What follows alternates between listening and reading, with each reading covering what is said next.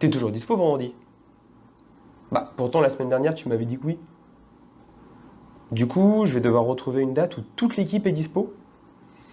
Génial.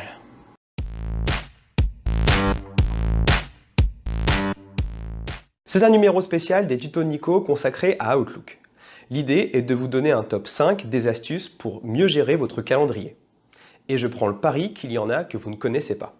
Comparer des calendriers sur plusieurs semaines.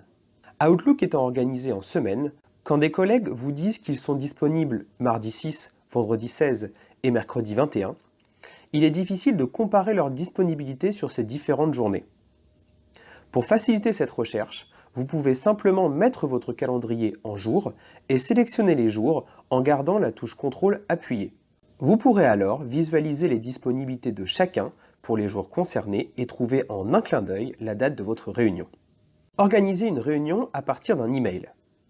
Nous recevons par moment des emails qui valident l'organisation d'une réunion à une échéance donnée et avec un ordre du jour précis. Pour éviter d'organiser cette réunion importante en oubliant un participant ou une partie de l'ordre du jour, vous pouvez utiliser le bouton « Répondre avec une réunion ». Un rendez-vous sera alors automatiquement créé, reprenant l'objet de l'email, les personnes en copie et surtout le contenu du message précédent. Vous n'aurez alors plus qu'à trouver une date commune. Avoir des modèles d'invitation. La plupart du contenu de vos invitations Outlook se ressemblent, en particulier lorsque vous devez souvent transmettre des informations pratiques pour la venue des participants.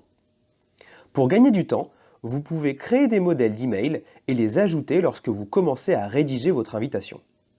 Comme pour les signatures, un texte pré-rédigé s'ajoutera et vous n'aurez qu'à modifier les informations qui ne sont pas standards. Savoir qui sera présent à la réunion. L'efficacité d'une réunion dépend souvent du nombre de personnes présentes et de leur identité. Par exemple, pour éviter de faire une réunion à 10 dans une salle initialement prévue pour 5 personnes, vous pouvez désactiver l'autorisation de transfert de la réunion. D'autre part, vous pourrez savoir qui a accepté ou non la réunion en regardant le suivi de la réunion. Ceci même en tant que participant. Pratique pour éviter d'arriver en réunion et se rendre compte que les principaux décisionnaires ont refusé la réunion. Partagez cette disponibilité à un client. À qui cela n'est jamais arrivé de donner des disponibilités à un client et lorsqu'il revient vers vous quelques jours plus tard, un rendez-vous s'est calé dans votre agenda pile à la date qu'il a choisie. Pour éviter cette perte de temps, vous pouvez lui donner accès à vos disponibilités de manière dynamique. Allez dans les paramètres de calendrier de votre portail office.com et dans la rubrique Publication de calendrier, vous pourrez avoir un lien vers votre agenda avec vos disponibilités limitées. Vous pourrez lui envoyer et il choisira sa date en fonction de vos disponibilités à l'instant T.